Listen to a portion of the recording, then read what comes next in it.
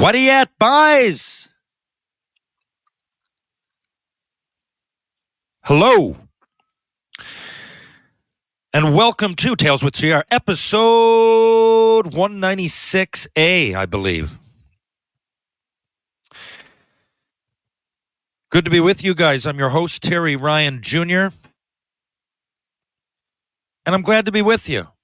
Again, today I'm traveling a lot, but gives me peace of mind to get back and hold this microphone and realize that I'm having a conversation of sorts with lots of awesome people that are into hockey, music, whatever it might be. Appreciate all you guys, really do. And I hope you enjoyed Jeremy Roenick last week. And, of course, Princess right here next to me, doesn't leave my side, but Princess had the interview come to an end. She ruined, I'm not going to say ruined the interview, but she cut it short by stepping on a cord, yanking the computer out of the wall, and in turn something happened. Not sure, but it shut our interview down short. Now, that being said, JR's a great guy, and he told me he'd come on for Volume 2 whenever I wanted. So we're going to wait a little bit and maybe bring him on when he's less busy in the summer, whatever. I always wary about that, too, if people are busy. Like JR did that. He had his own podcast that day. He told me he was in the middle of 2 or 3 days worth of a lot of radio/podcast time. He was going to do some charity events and going on a vacation. So the guy was real busy, and I really appreciate his time. So anyway, yeah, I've been traveling a lot. Thank you to Brooks, Alberta. What a time last week. Good to get back to Alberta, of course. I hadn't been to Brooks in a long time. Brooks is a smaller town, maybe 15,000 people, give or take an hour and 45 from Calgary. Towards Medicine Hat kind of thing, like east of Calgary. So I hadn't been there in a while. The last time I was there was to do work on, I didn't do my own hockey school. I helped out at a school that a bunch of senior hockey ex-pro guys were putting off in about 07, 08, around that time. And of course, I enjoyed it, but I was only in and out. I didn't really get a chance to see much of the community. This time we had an event. It was the annual sports dinner annual sports dinner for the Brooks Bombers baseball team, which is a collegiate team. I didn't realize. I thought they were talking like senior AAA kind of thing, but it's a collegiate team. A lot of the kids play, a lot of Americans, a lot of Canadians playing in America. And their season starts roughly like a month from now, maybe go to the end of June. And actually I have a friend, Gerald Butt, who was drafted to the Yankees. Buddy from here, Newfoundland, drafted to the Yankees and played like baseball here all the way up till he was 20. It's a wild story. We do have decent amateur baseball here. But anyway, Gerald's son plays for Cody plays for Medicine Hat in the same league. I didn't even realize that. It was very interesting that they have this baseball league full of prospects in Canada. I mean, I get it that, I saw a game in Edmonton. What's the name of that team? Edmonton. Oh, God. I got to look it up. Okay, it's the Edmonton Riverhawks now. Anyway, I went to see games there long ago when it was the Pacific Coast League, maybe. There's all kinds of levels of baseball, though. Those of you that aren't into baseball, that are into hockey, and you think it's hard to keep track of, like the American League, the East Coast League, the United League, the Central League, if you want to keep going, the Southern Pro League, the Federal League. Well, the Southern Pro and Federal League in hockey are quite a few rungs down from the NHL, like probably the most that you could get. But the difference is they're not like full of prospects. It's guys that want to keep going, maybe a local team. And I think the Federal League's mostly in the Eastern Seaboard. Anything, hockey, the further you go down, the less prospects you're going to see. In baseball, there's so many leagues, so many. Some leagues go on for a month here and there. Every small town, it seems, in America has some level of baseball professional or some level of professional baseball. I remember when I played in Colorado Springs, there was a team there. Was it the Sox, I think? And they often change owners and names and whatever. That's also a big thing. But baseball, a lot of the branch off, like the lower leagues, like, there's AAA and AA, obviously, and single A. But there's way more than that. And it's often,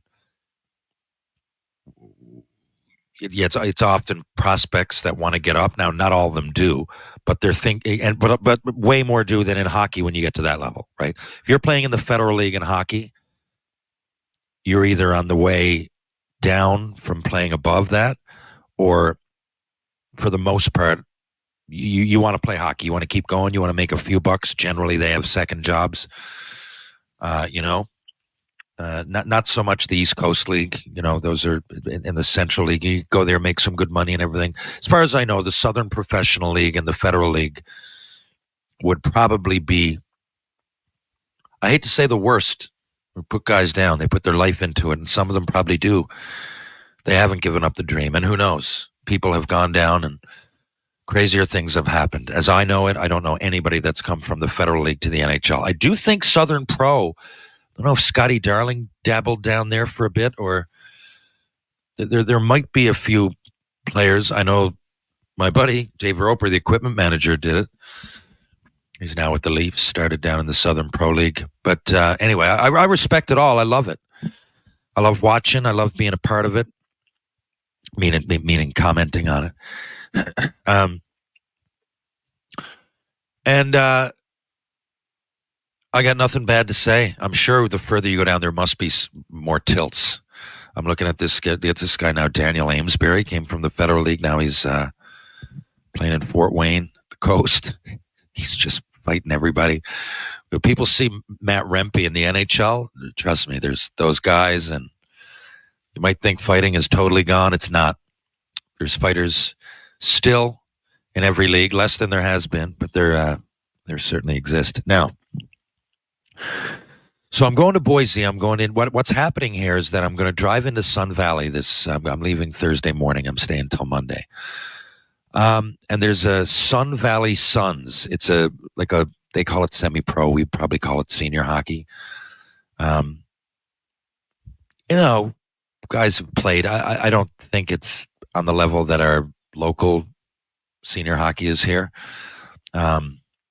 or quite as serious. But they have an annual game against, I believe, a team from New England, and they play. I mean, I don't know. I look, it shows up on Elite Prospects here and there, so there must be some level of stat keeping. And I know there's hits, right? I'm playing on Friday and Saturday for the Sun Valley Suns. And yeah, I mean, of course there's hits, but they're not bringing me in to win. They're bringing me in because it's a celebration. When I say there's hits, I mean, I'm just giving you the rundown of, it's not a total charity game going around with your helmet off, globetrotting, toe dragging, Michigan, whatever. It's not quite that. But keep your head up kind of thing, play a game. Fans are coming to see it. I mean, I'm sure they're going to make a lot of money. It's not just me going in. I believe I'm the guest of honor, but it's good players that used to play. A lot of them for the Idaho Steelheads, where I used to play. They moved out to Sun Valley, nice resort town. Makes sense, right? So we're going to do that. We're going to go skiing. I'm going to do some local hits with the radio, TV, whatever it might be. Give them a bit of Ted Hitchcock, I'm guessing that's part of the reason they're bringing me down. But I'm really looking forward to it. Now, the guy that's bringing me, that asked me to go, his name is Sean O'Grady. Sean played college hockey with a good friend of mine from here, Dave Manning. So I got to know him. He came here. He lived here for a couple of years. He actually played senior hockey here with Torbay, and was a bartender. And, right out of college, got to know him a little bit. That was probably 12 or 13 years ago. Well, Sean was on his way to becoming a doctor then, and now he is a doctor. So he lives in Sun Valley. He loves it. He went to San Diego, which is another great spot, but I guess he ended up in Sun Valley, he and his wife, and they love it. And like I said, there's a few ex-pros there, and they're bringing me down. And by the way, when I do these things, because people reach out and they'll say, hey, next time you should come here, or come to Roanoke or come to Austin. Come, guys. I'm not doing this um, for fun, for shits and giggles. And even when it's charity, of course, I'm making money. The goal is that, people would go, because sometimes I get back to people when they ask me and they said, "Oh, isn't it charity? You greedy fuck." No, I got to make a living, right? And this is part of it. But when, I get paid X amount of dollars to come into your town and we generate more for the town. That's the way it works. So you give me X amount of dollars. I don't know, a smart way to do it would be I sign some jerseys, maybe some sticks. In Brooks, they auction off just to eat with me, right? And the guy, the guests of honor were myself and Brent Kahn. Yeah, who, wait, I want to get that right. Okay, Brent Cron. Anyway, he's a first-round pick. Played for Dallas, mostly a minor leaguer, but had the hockey journey. Real interesting guy, works in the oil patch. So we went up on stage. We do a live Q&A before dinner and then after dinner, right? And it's hosted by a mediator, and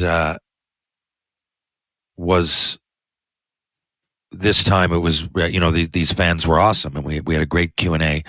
But what happens is after the first Q&A, they'll auction us off to eat. So I think I got auctioned off just for the meal for $1,500, and then Brent. People know it's a fundraiser too on the way in, so it's usually some people that have deep pockets in town that want to raise some money for the local team or charity or whatever. And Brent went for I think 13 or 1,400, and then I signed a bunch of jerseys. They sell those. It's X amount of dollars to get into the banquet in the first place. Then you make money on the drinks and the silent auction, and so that's how it works. Of course, I do all kinds of charitable events, right? All kinds, and every year at usually around January, which I've done, I pick 4 or 5 charities. Might be a minor hockey system, it might be cancer research, whatever it would be. Usually, there are things close to home. So I am charitable, but yeah, this is part of my living. And usually in these situations, everybody wins, right? You bring me in, I'm happy. I go home with a little bit of loot in my pocket, having met a lot more people. I get to promote I don't think of it like this, but I get to promote my podcast, my books or whatever. Word gets out there, good hockey people, Shoresy fans, right? Get to know a little bit about it. I mean, a lot of the fans, let's be honest, more people these days want to know about Shoresy than 90s hockey, but there is a mix. And some places you go, especially if there's Habs fans, right, then it might go that direction. But anyway, that's what I'm doing. But this weekend in particular should be wild because, first of all, I'm into Ernest Hemingway. Into is the wrong word, but he's a famous American author. Ernest Hemingway was born around the turn of the century. I mean, like late 1800s, early 1900s. Okay. His first books. So very famous American author, if you don't know who I'm talking about. And I remember when I lived in Boise, I drove up there for one day and we went in, there's his old watering hole. I mean, the guy drank a lot. And so his grave is there. His old places he used to hang out at. The place I'm staying in is real close to the saloon that he hung out at the most, and I'm interested in that. Ernest, you might have heard of his granddaughter. I think it was Mariel Hemingway. She was a famous actress for a while. I was real young, but I remember that. And anyway, so my favorite. I've covered a couple of books. Okay, The Old Man and the Sea. You probably would have heard of. I did that in school. The Sun Also Rises. I remember that being awesome because I liked. Sometimes schoolwork's fun, or let's say interesting and not boring. Fun might be a stretch, but anyway, when I covered The Old Man and the Sea in folklore classes, or maybe it was English at the time, I asked the prof. I said, what else would I like? And he said, you'll definitely like The Sun Also Rises, and I did. Now he writes a lot of short stories. Another book you might have heard of. Let's see. I'm looking now. I just brought it up. What else might you have heard of?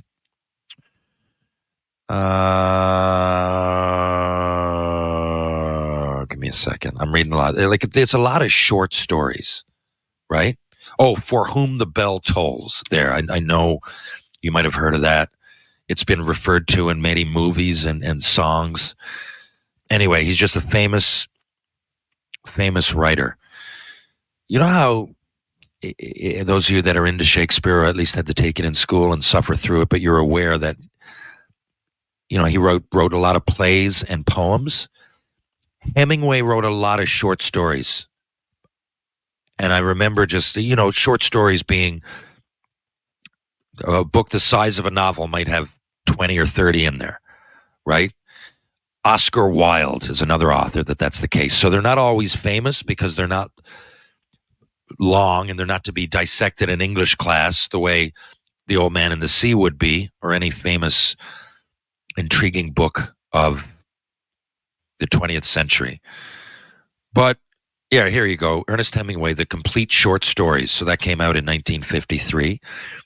And I'd recommend that, especially if a lot of times now might be a victim of the times we're in, but you don't want to listen to, or you don't want to read a book that, I do, but but still not all the time. I get how our attention spans are changing. And as much as I shit on the newer generations for that, I'm a victim of it as well, right? On a smaller scale, but often to pick up a classic book and read it seems like a bit of a chore. And it used to be fun for me. Again, fun might be the wrong word. It's interesting. But trust me, when you just make the decision to throw your phone the fuck in the corner somewhere, turn off the lights, maybe some candles, maybe a dimly lit light, some ambiance, maybe next to a fire. But there is a place for reading, and I'm sure that everybody, if you find the right thing, would still enjoy it. And that doesn't count reading TikTok or reading, Instagram fucking comments or YouTube comments or whatever. Grab a book, fucking open the thing, and read, as people have had the privilege before the last 100 years or so. To own books was a privilege. That was the video games of the time. That was the movies. Write books, read books, get educated, and enjoy doing it. And with so many options that are, I guess, easier on the eyes, quicker to the trigger finger, that are much easier to digest. Reading books anyway went the way of the dodo bird. But I'm telling you right now, if you want to read a full novel, try The Sun Also Rises or The Old Man and the Sea. I can't speak for the others. I know they're probably great. I hear For Whom the Bell Tolls is great. I just haven't read it. A Farewell to Arms is another one. That's good, apparently.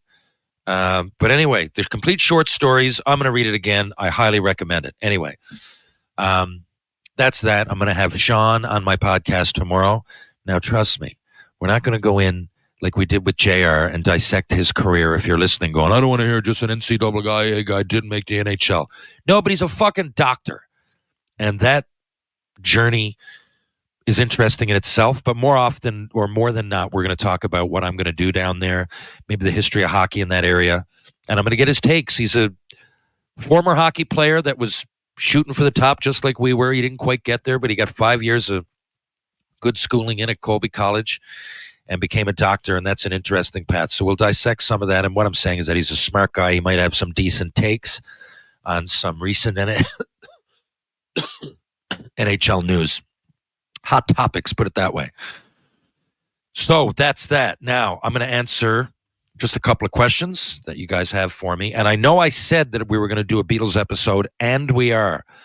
If you can believe it, I left my notes, a couple of my chargers, and that magazine I was drawing from, I left it on the plane. But it won't take me much to do up another Beatles episode. And we might even add it, because I know some people love it. Some people hate it. A lot of people are in between. I know it's a hockey podcast. To dedicate one whole episode to breaking down Beatles songs might be a bit much for most of you. But A, you don't have to listen to it. And B, I think I'm just going to add it as an addendum, or maybe a C. Maybe next week I'll do 3 episodes when I'm back here for longer. Finally, I get back for like 5 days straight.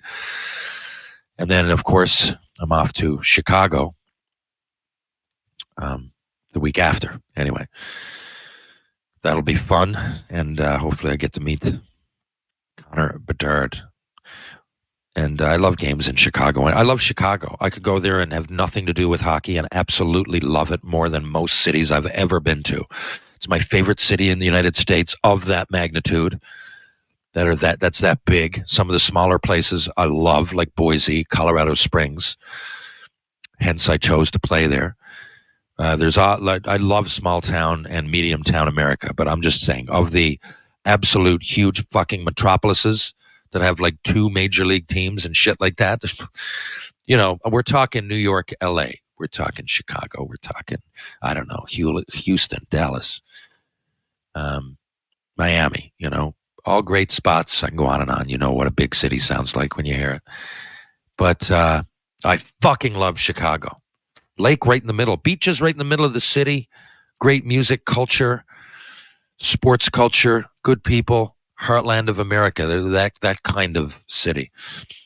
In and around. You go drive outside Chicago, maybe for 2 hours in any direction, and that's also interesting as well. It's a real awesome part of North America that I love visiting. So I'm looking forward to that. If you're in the area, stay tuned to my Instagram, and I'll definitely be. I think there's games on the 24th and the 26th. I'll be at those. And, of course, we'll be hanging out somewhere. Just I'm not going to announce it right now. I don't know where, first of all. And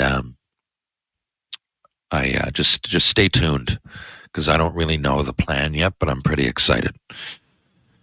Okay, so Jenny, you asked me my favorite board game. I'm gonna have to say Scrabble.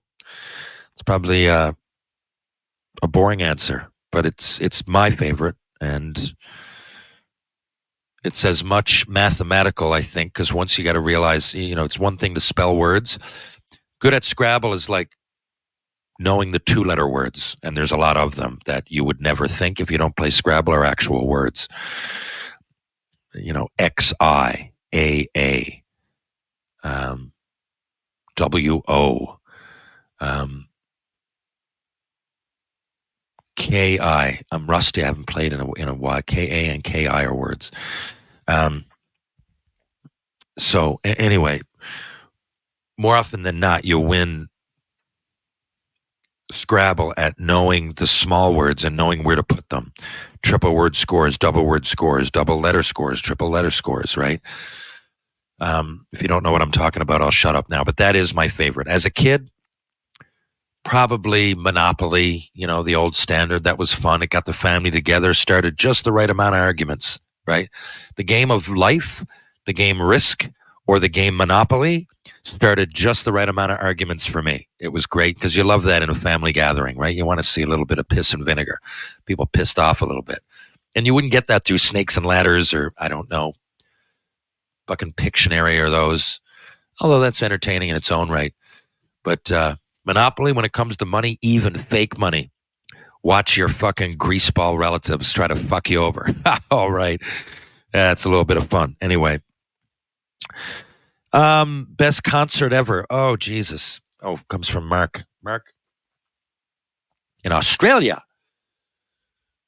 Oh, God. There's been so many. I loved seeing the Eagles with my daughter in Toronto. I don't know if it was the best concert I've ever been at. The Eagles have a lot of great tunes, but it was awesome to be there with my daughter and take her to her first big time. We saw Jackson Browne too. That was kind of big time, but the Eagles are big time. I loved AC/DC. It's tough to top that. I saw him at the Big O in Montreal, which is Olympic Stadium where the Expos used to play. And I've seen a lot. I tell you what, I'm looking forward to coming up. I'm going to Green Day. I think it's August 1st in TO. I'm going to bring my dad. He doesn't know that now. And he doesn't listen to the A podcasts. He only listens to the B. So he won't know I'm saying this. But yeah, if you're one of my buddies and you're listening to this right now and you're in the Toronto area, mark it down. Green Day. It's right around August 1st. I track their tour, and it's then that they're playing at the Budweiser stage too, which will be fucking awesome. I'm going to that. And Penny Lane wants to see Paul McCartney, so we're going to go. I know he's a little bit older now, but a little bit he's older. But it's always an unreal fucking vibe at a Beatles concert of any sort, any Beatles gathering. It's unlike anything you've ever been at. Speaking of the opposite of that, Metallica. Also a great concert. I saw him in Calgary. That's definitely one of the best, but wow. It got out of hand in a hurry. Like the bathrooms, just all kinds of people doing blow, like right out in front of everyone there. People screwing in the stalls, like it was that. And it was all over. It wasn't unique to one bathroom. It was chaos. But fun nevertheless, and an unfucking real show. We know hockey games move fast, but with DraftKings Sportsbook, an official sports betting partner of the NHL, you can score faster than anything happening on the ice. This week, new customers can bet $5 and get $200 instantly in bonus bets. Download the DraftKings Sportsbook app now and use code THPN. New customers can bet $5 to get $200 instantly in bonus bets, only on DraftKings Sportsbook. The crown is yours. Gambling problem? Call 1-800-GAMBLER or visit www.1800gambler.net. In New York, call 8778-HOPE-NY or text HOPE-NY 467-369. In Connecticut, help is available for problem gambling. Call 888-789-7777 or visit ccpg.org. Please play responsibly. On behalf of Boot Hill Casino and Resort in Kansas. 21 plus, age varies by jurisdiction, void in Ontario. Bonus bets expire 168 hours after issuance. See dkng.com/hockey for eligibility and deposit restrictions, terms, and responsible gambling resources. NHL and the NHL Shield are registered trademarks of the National Hockey League. Copyright NHL 2024, all rights reserved. Simon, you could chat with someone dead, not a relative or a pal. Who would it be? Who would it be? It'd be Jesus Christ is who it'd be, because I believe he existed. I'm not religious, as you know, but I'd like to get his take on all this shit. And, come on, Jesus, tell me the truth here. Come on, can you really make that water wine? Really? You're going to part seas and all that? Or that was Moses. But whatever, all that magic. Let's see it. Because the world needs it now, Jesus, so let me see you do something. Snap your fucking fingers and solve these problems that we have. There's a lot of hate going on, Jesus. And you're supposed to solve that, aren't you? I don't want to hear the answer. You're coming back for the Armageddon or whatever and taking people that follow you up to heaven and all that bullshit. I want to talk to Jesus in a one-on-fucking-one. Okay, Jesus, you're coming on the podcast. Tell me. Now, Mary had to get pregnant. I don't believe that she wasn't. So you came from somewhere. Now, who's your dad humanly? Is it Joseph, like it should have been? Or was Mary screwing around on the side? Right? Or did God really come down and put his seed inside of her? Because I just don't see that happening. And even if you were God, you wouldn't need to do that. You wouldn't need to do it, would you? I guess to prove a point. But all of the above. My first question would be, Jesus, you can't be the Son of God. Now tell us, you're a good prophet, aren't you? You're a great prophet. Now tell us how you gripped all of those imaginations, how there's still people following a book that in it says, Jesus, how did you do this? How did you get people in 2024 to believe that two of everything got onto a boat and then your dad drowned the rest of the world and we're cool with that, right? Because they were sinners. Can you imagine now? If that happened now, of course, people would be terrified. They would speak out against him or it or whatever you want to say. This is bullshit. I'm a good person. But again, if you believe the Bible, at least the Old Testament, then you have to get on board with Noah's Ark. And that story to me is as insane as any Scientologist, as any Mormon, things that Catholics laugh at. And I am a Catholic. I mean, technically. And if you're religious, please bear with me here, because I'm not, but I don't hate you. I've talked about this a lot and maybe too much for a hockey podcast, but I just think it's one of the fundamental things in life, what we believe in. And I'm fascinated. Thousands of years went by and we still believe that, like Noah or Moses went up on a mountain and got 10 commandments given to him. He carried them down. Then he parted the Red Sea when they needed to get across, right? No bridge was built, right? Anything could have been said. A bridge, you could have walked around it. I don't know. Maybe people had gills and could breathe underwater or whatever. No, but the story that's in there is that Moses parted the Red Sea. I think it was Moses. I don't care anymore, so I don't watch, or I don't read. But I read a lot in school. And the Bible has some crazy stories of rape and incest. And I mean, if you're going to believe some of it, you got to believe all of it. Now, how, Jesus, did you do that? Now, maybe it's real, Jesus. I can talk to you. Maybe you're going to prove me wrong and say, well, it was tough, but we gathered up everything with Noah, every insect, every species of everything. And Terry, we're talking two of everything, you realize? Because when I read the story, I just hear the popular things like the goats and the zebras and the kangaroos and the elephants. And we got two exactly of everything, male and female. Put them on the boat, the ark, that's still apparently out there somewhere. And that's how animals survived the great flood. Now, I would say, just like the Adam and Eve story, Jesus, how come today, if I fuck my sister, I don't have a sister, but if I do, and she has kids, they're likely to have a birth defect if brother and sister have sex, or mother and son, or father and daughter, or father and son, or mother and daughter, or whatever. What usually comes out of that, I guess not the last two, but other than that, what usually comes out of incestual sex leading to pregnancy are risk for deformities and things like that.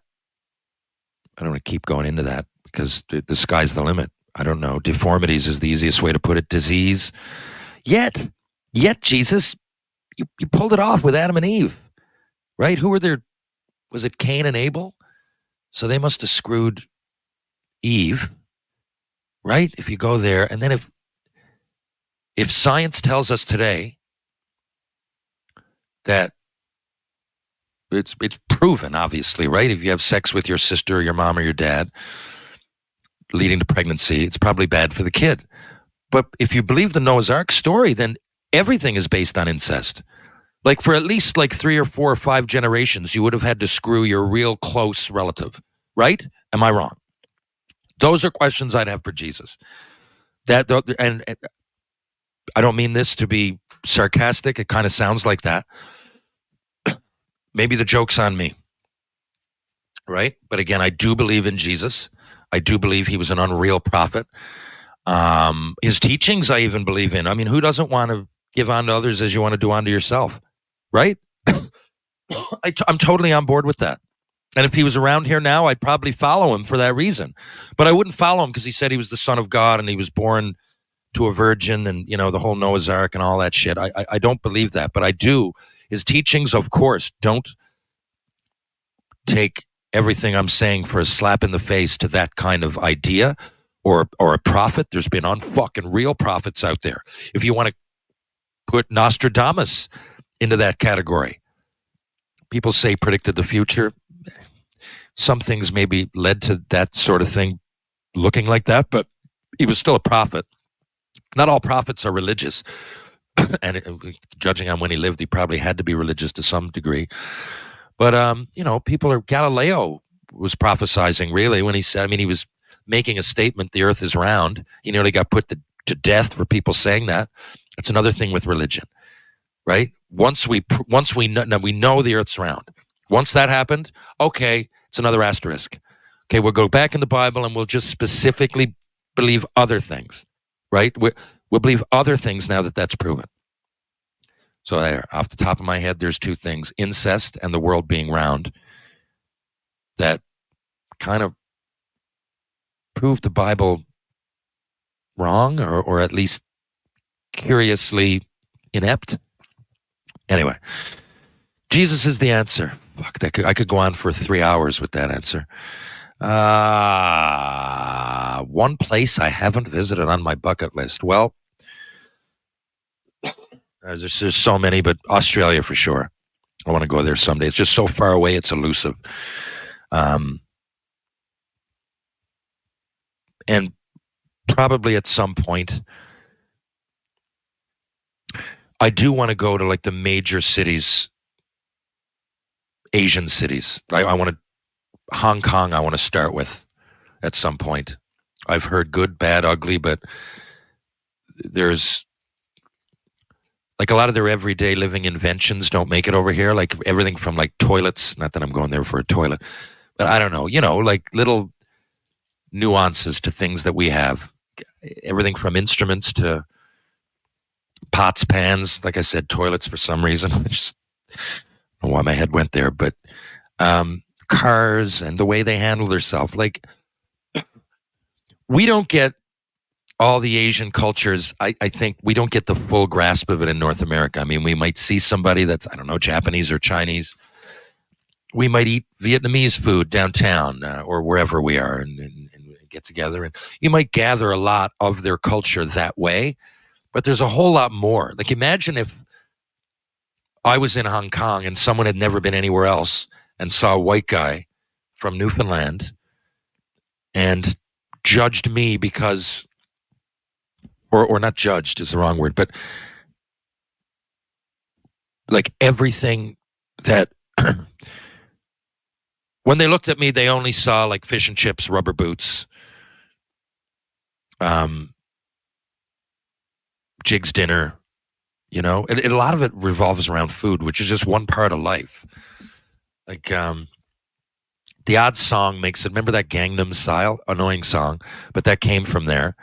So, they have a pop chart. That there's good songs like there are over here. We just don't hear them. Like, I'm sure they know a lot about Western culture. And a lot of people here know a lot about their culture, but you know what I'm saying. There are like their famous TV or their most popular TV shows. I have no idea. Other than those ones like you got to go through an obstacle course. Those are kind of funny. But there's a whole world, and I'm including Australia too. There's a whole world there. They don't necessarily look much different than me, given that. Can I even talk about like white, black, Chinese, or I'm just, because I'm not trying to be ignorant or canceled here. I'm just really saying it. Like, a lot of, I think, judging by, I know way more people that have been to Australia. Australia is an island. It's a way bigger one than Newfoundland, but it's a big one. A lot of the things, I don't know, they're into baseball, and I know hockey's catching on over there. They seem to be in a lot of the same shows. Shoresy's really popular in Australia. I don't think you could say that for the Asian world. Maybe I'm wrong. And I'm not saying that in judging at all. I'm just saying I feel like I have a little bit more in common with Australians. Well, they speak English as a first language. So, but there's still, I want to go to each place probably equally as much, right? I don't see a downside to visiting. Now, those are the two. If I could just go somewhere different every like few months, I would even want to go to the North Pole at some point. I would want to see what's going down. Maybe the actual North Pole probably wouldn't be much of, I don't really care where it is geographically, but up that way. Like, I would want to see what it would be like to hang in a igloo for a few days, maybe see a polar bear. And again, I know that in northern Labrador, and sometimes they make their way on ice sheets down to Newfoundland. But I mean, I'd like to see north as much as I'd like to see tropical. If I had to pick North Pole or South Pole, I'd pick South, because I don't think we have penguins. No, we don't.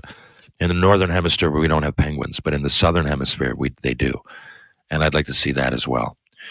When I say Australia, New Zealand is right there. And I mean, it's right next to it. So I'd like to kill two birds with one stone.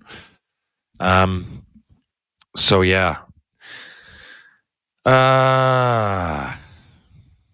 Time travel. A lot of people are asking me the same questions I asked other people in rapid fire randoms. Time travel, where would I want to go? I hate to use the Jesus thing again. If you're religious, more power to you. Until it affects real life, I think expanding on what we were saying earlier, I think religion can be a little bit dangerous when you get the fanatics, but most aren't fanatics. And I would like to go to that time again just to see what was happening. Like, when I'm lumping all this Bible stuff, I'm saying the Old Testament, right? And that's where Noah's Ark and Adam and Eve exist. The New Testament is pretty much like Jesus. So 2,000 years ago, in and around that time. The New Testament is for the most part believable. Again, I just don't believe the holy part of it. But that's me. Maybe I'm wrong. And I still would want to see, because, the stories that are in the Bible, like Pontius Pilate is a real person. Matthew, Mark, Luke, and John, the apostles, they're real people. And so I'd like to, whatever happened then inspired the Bible to be written, for better or worse, and people still hang on to it. And I'm fucking fascinated by that, if you can't tell. So there, I'd want to go there. I'm going to give you a more interesting answer. If it was like, of course, I'd like to go in the future, not like a ways into the future, if I could, and see what I wouldn't want to see like 80 years from now. I wouldn't want to see my daughter as an old lady about to pass away, or as much as it'd be nice to see her kids or whatever happens there. Hopefully she lives a long time. I wouldn't want to go anywhere handy to seeing my daughter as an old lady on the verge of death. I wouldn't want that.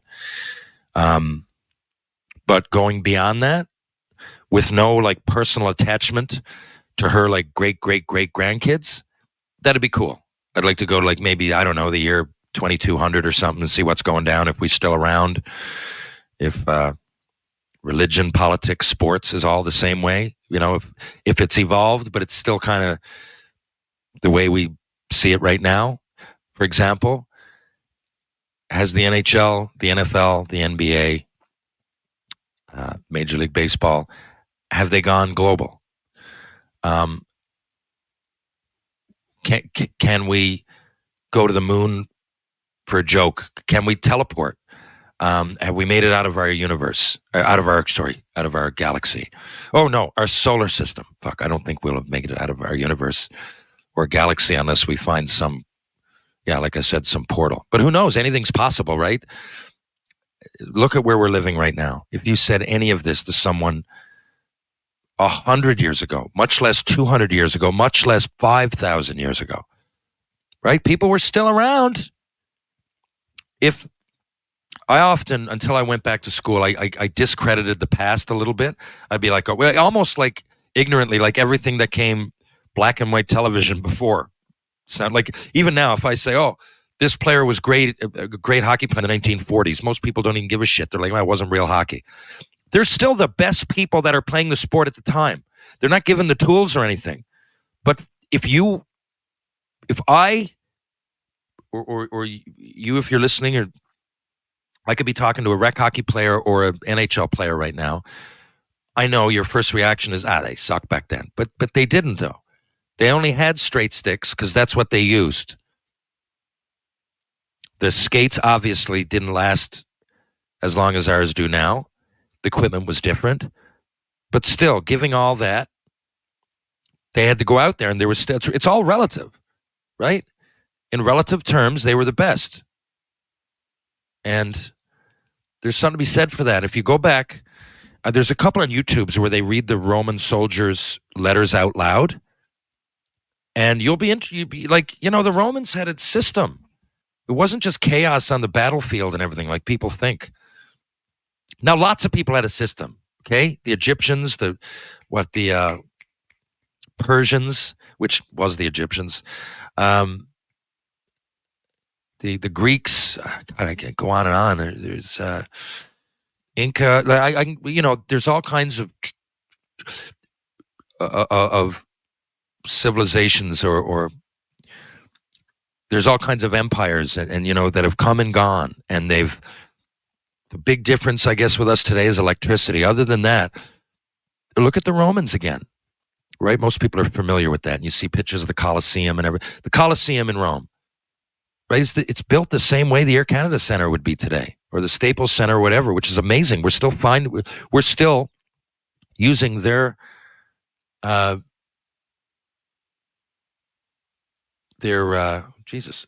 infrastructure, the government system, right? It's not exactly like ours, but there was a Roman Senate until Caesar, who I think was the first actual emperor, I believe. And because before that, there might have been someone calling most of the shots, but there was there was a consul that brought up to the Senate ideas, and it would have to pass through the Senate, and the senators were there based on people's votes, just like today, right? There was workers, there was part of the reason that there's so much like the Russian or the Roman Forum and like the Colosseum and in and around that, all the big statues and infrastructure that kind of you might look at today and say it's needless.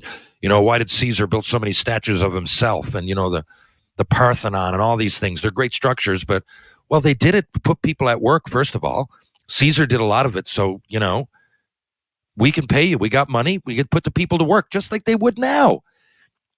Similar to why the United States, a lot of countries, but the United States could blow up the world 100 times over, more than that. Their military is bigger, gets bigger and bigger and bigger and bigger. When you might argue this, but some of it at least is unnecessary. But it puts people to work, right? It's always been that way. That's why in times of war, look back even just at Canadian or United States history. I'm saying, I guess if you're other places, I just don't know the history as well, but I'm betting that it's the same. That, times of war, the economy thrived, right? So, and that's money that's created by the government. Things like store owners and post office or lawyers or doctors, or those are things that are kind of trickle down after the system's in place, and you go to school and but people that are actually looking for work, like a lot of laborers that might be flying by the seat of their pants, or don't have the same fucking opportunity that a lawyer or a doctor would. It was the same thing back then. So like building the Roman Colosseum, Romans loved it, right? Where we're expanding our territory. Look at how big that territory went. It was like fucking half the earth. The Romans went right into London, England, and over to fucking the Middle East somewhere. I forget where, but it went right into the Middle East, right? All that being ruled by basically one government, right? With branches, of course. They'd send out governors, and like they do now to, I don't know, think of a senator or a congressman or a woman, right? But anyway, I'm fascinated by all of it. And the Romans had fucking aqueducts. They had a system of like flushing toilets, right? Scalping tickets to see events, like going in, and it was like going to a Leafs game or something. It's like, so when you read these letters from the soldiers, they're fascinating. It'll be like, "Hi, honey, I'm going to stay 2 weeks longer because then I get into the union or of sorts, and I'm going to get paid more money. And you'll be, and by the way, if I die at war, I've already become this level of soldier, and you're going to get like getting 400 games in the NHL in, right? You get your pension, right? Same thing with soldiers, whatever it might have been, 3 battles worth of this, and you'd gain not notoriety, but a resume as you went, and you get paid accordingly. Families would get compensated, right? Even as crazy as Genghis Khan was, in that's 1,200 years, 1,300 years after Caesar, and in the year, well, 1,1300, because Caesar, I believe, was only 50 years BC, 50 years before Jesus. Alexander the Great was right around that time too. I think maybe a little tiny bit before. But anyway, like I think people often tend to pass off the past like it's a joke. But there was the same, like, wake up, take your kids to school, read into some Roman history that's not like the major conquests, and you'll be fucking blown away. Get up, take your kids to school, right? Go, what are you doing today, honey? Well, I'm running the store down there, and, you're going to go up and work at building the road, and the woman would work sometimes, not all the time, but like Cleopatra ran Egypt. It's a woman.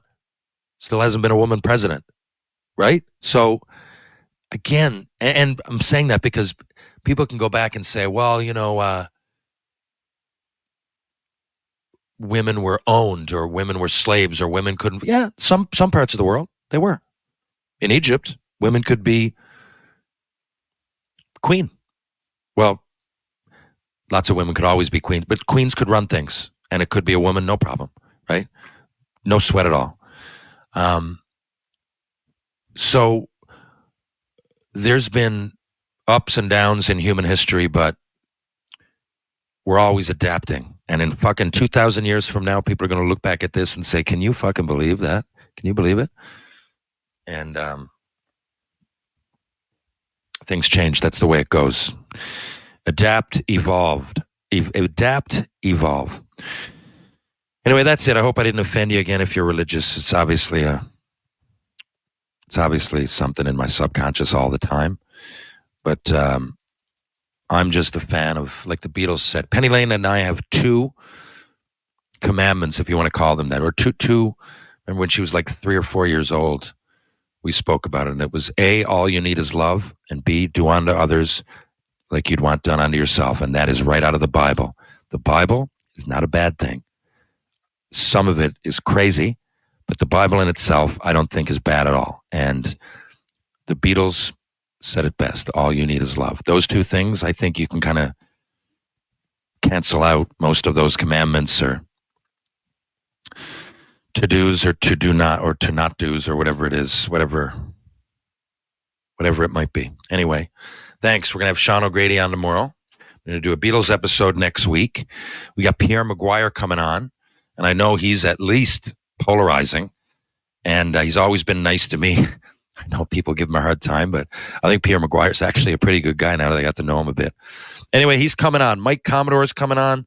We got a list of interesting guests. Tomorrow, like I said, we're going to talk a little bit about my trip to Sun Valley, Idaho. And we're going to get Dr. Sean O'Grady's little bit of his history and take on all things hockey right now. Thanks for listening, folks. Downtown St. John's. I'm going to tell you a few places that you're going to go for a beer if you know what's good for you. The Bull and Barrel, Trinity Pub, TJ's Pub, Rob Roy Confusion, Martini Bar, Greensleeves. I said them all, did I? Martini, yeah. Wow, I'm off my game. Sean O'Grady, actually, our guest tomorrow. So he actually used to work at Trinity Pub. And anyway, we'll talk about that then. If you're going to go for a bite to eat, try the Loose Tie, Merchant Tavern, or Blue on Water. By extension, if you're in the East End of St. John's, go into Wedgwood Cafe and grab yourself a fucking sandwich or something. You deserve it. And Wedgwood Cafe is run by Peter Wedgwood. They also do catering. He's a great guy. He's a great chef. He's a great person. Look no further than Peter Wedgwood, Wedgwood Cafe, Elizabeth Avenue. If you want to work out, you want to change your life a little bit, strength and balance for the body and mind. Ryan Power Conditioning on Rope Walk Lane. There's 2 locations.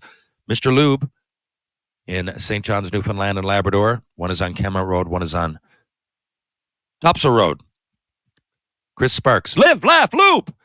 Pitbull Pain Relief, the pain sticks that just don't quit. And, of course, True Hockey. Take what's yours, folks. I'll be back tomorrow with more Tales with TR. Thanks for listening. I appreciate it. And I'll see you guys soon. Catch you on the rebound.